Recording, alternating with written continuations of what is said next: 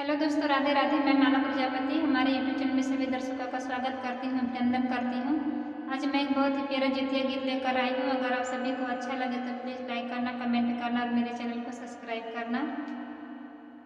नदिया किनारे जितिया माइया तो के बेटा से राज कर के बेटा से राज कर के बेटा हाली बेगे नैया ले आवत परवा उतारा हो के बेटा हाली बेगे नैया ले आवत परवा उतारा हो नदिया किनारे जितिया माइया के बेटा से राज कर के बेटा से राज कर के बेटा हाली बेगे नैया ले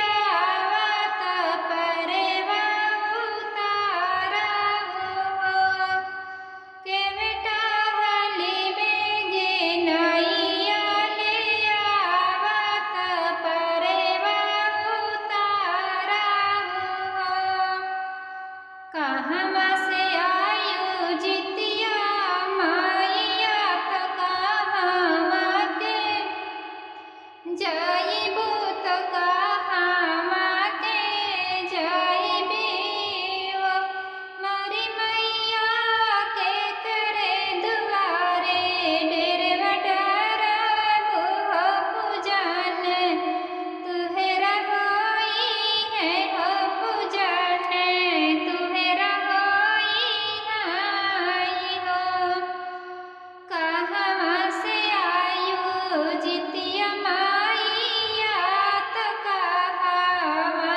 के जाइबू तो कहवा के जाइबी हो मोरी मैया के करे दुआरे डेरवा डरबू हो पूजन तुहेरा होई है हो पूजन तुहेरा होई है हो।